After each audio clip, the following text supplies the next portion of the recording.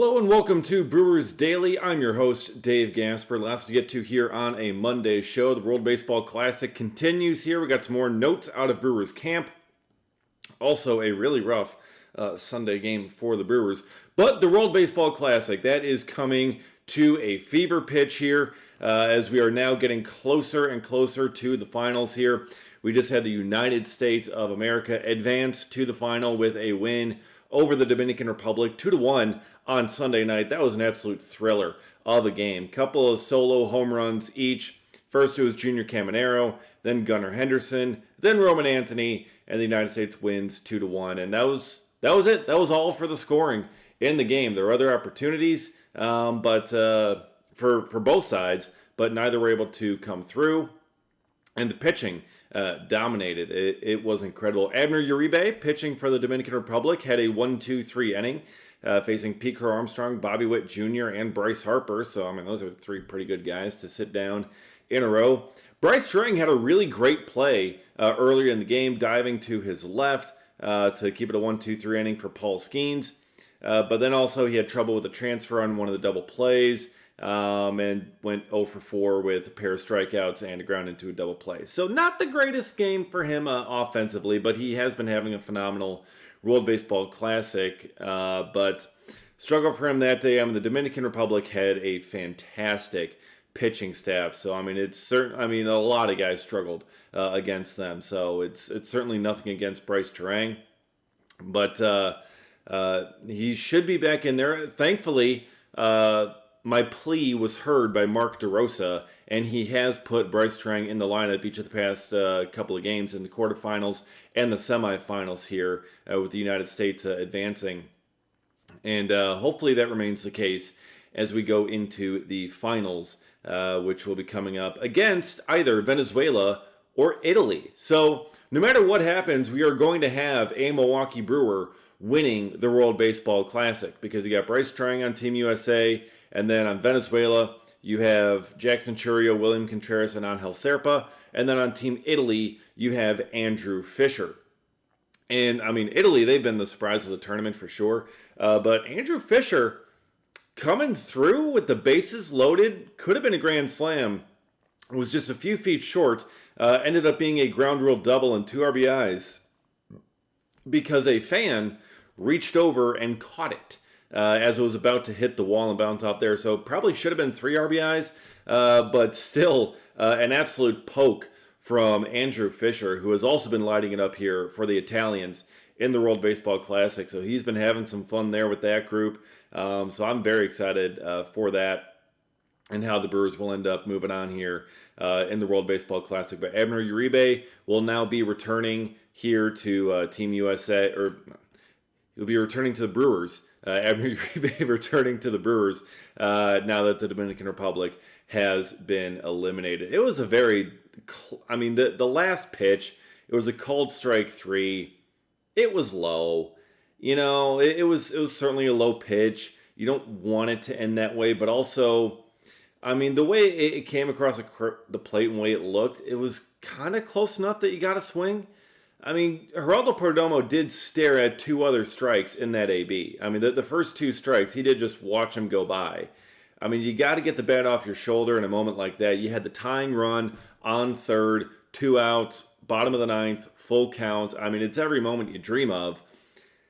Leaving it in the hands of the umpire is not what you want to do there, and that's exactly why you don't want to leave it in the hands of the umpire. But good for Team USA. That's more what I'm happy with. Team USA gets the win, and they are moving on. So excited for that in the WBC. And also, you got to talk about this from the quarterfinals over the weekend here of the WBC. Angel Serpa. So for Brewers fans, we're kind of getting our first real look at Angel Serpa. He's been with the Royals. Brewers traded Nick Mears and Isaac Collins to get Serpa over the offseason.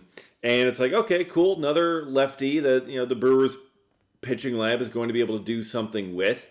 And Serpa was in Brewers camp for, what was it, about, 2 weeks-ish until he had to leave for the World Baseball Classic. And next thing you know, Serpa's facing Shohei Ohtani in the World Baseball Classic, and he strikes him out freezes him by painting 97 on the corner. Oh my God, that was fantastic. And it's like, look, Angel Zerpa, if you're going to be pulling that, dang, I was unfamiliar with your game. Because to be able to do that to Ohtani when the last time the Brewers saw Shohei Ohtani, well, he was doing different things to them.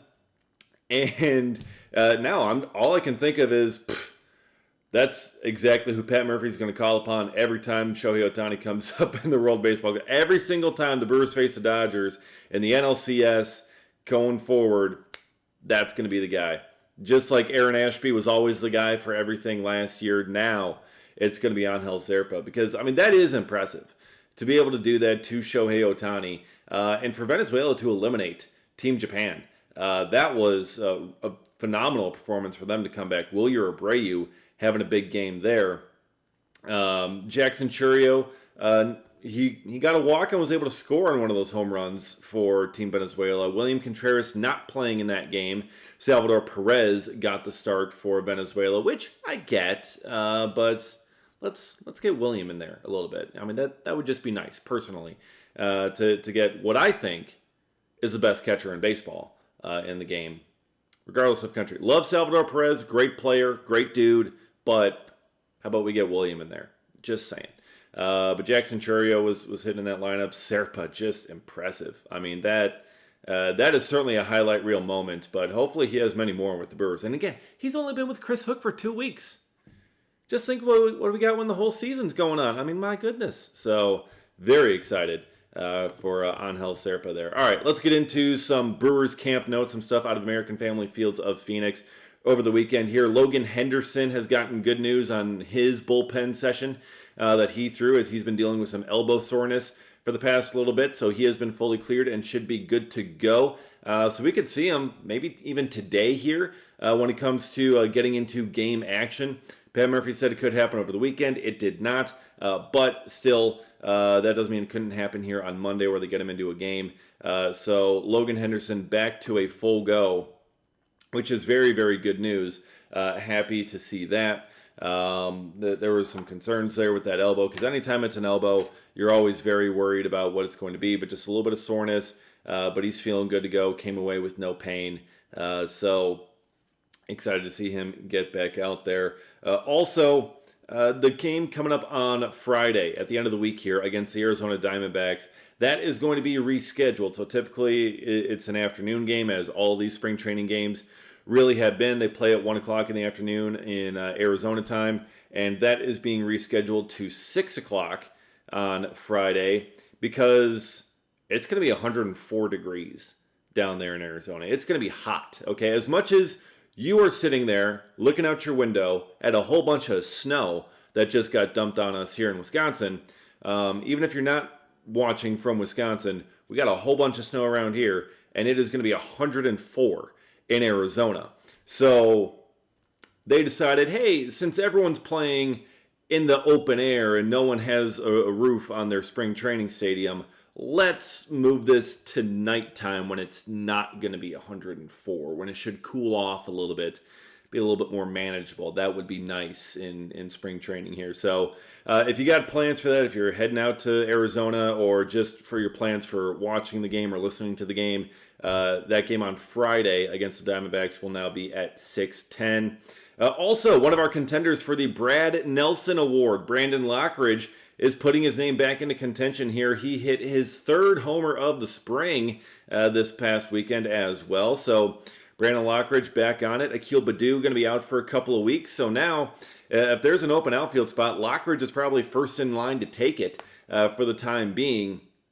So he's putting himself in a very strong position there. Obviously, Tyler Black was a big piece of the Brad Nelson Award as well. He is now returning to camp because he was with Team Canada in the World Baseball Classic, who the USA also eliminated over the weekend back on Friday. So, and Tyler Black had an RBI single in that game. He got Canada on the board. He got things going there. So good to see that for Tyler Black, to see him come through with an opposite field base hit. But yeah, he is now going to be rejoining Brewers camp, and Tyler Black perhaps can reclaim his Brad Nelson Award, because he was certainly on fire there for that one. Also, Brock Wilken back in Brewers camp as well. He was gone for a couple of days because, well, his wife Sarah was giving birth. So that's a very reasonable, very valid excuse. To their second child, Elijah. So congratulations to the Wilkin family. Love to see that. Reports are mama and baby doing fine. So love to see that. But Brock Wilkin back in there. Also, just kind of looking at speaking of another player coming back from the World Baseball Classic, Joey Ortiz returned from Team Mexico as well, and he had a home run in his first game back. So Joey O looking good there. Need to see a better Joey O this season. Also, DL Hall got into the game on Sunday here and pitched 1 inning, gave up 3 hits, but 16 pitches, and just 1 inning. That was it for DL Hall. And so it seems to me that DL Hall is just kind of completely out of the length mix that the Brewers have had. So, Aaron Ashby has been getting stretched out. A lot of these other guys who you don't think are going to make the rotation are still getting stretched out. Shane Drowan as well. But DL Hall, who the Brewers thought was going to be a starter when they traded Corbin Burns for him, now it seems like he is not going to be that guy. So, again, not really surprising. I didn't expect him to make the rotation. I was still expecting him to get stretched out a little bit more. But to have a 1-inning outing at this point in spring, perhaps a bit more of a sign that that's not going to be the case. It's also very possible that he ended up, throwing a little bit more on the side on the bullpens in one of the backfields when he was done. But just 1 inning in the actual game action here. So, and also, just kind of speaking of Sunday's game, this is kind of more the embarrassing part of it. The Brewers were nearly no-hit. They were nearly perfectoed on Sunday, facing off against the San Francisco Giants. They went 8 2/3 without getting a base runner. And then finally, Cooper Pratt drew a walk, and then Blake Burke ripped a double down the line to score Pratt to get the Brewers a hit and to get them a run to save them from being shut out. But, man, that is a struggle there to do that against the Giants. But, hey, it is spring training. The reporters talked to Pat Murphy afterwards, and he's like, hey, it's important that you don't peak too early, which is just perfect, Murph. That is that's how you respond to that. It's spring training, okay? No one really cares. These games don't matter. They don't count.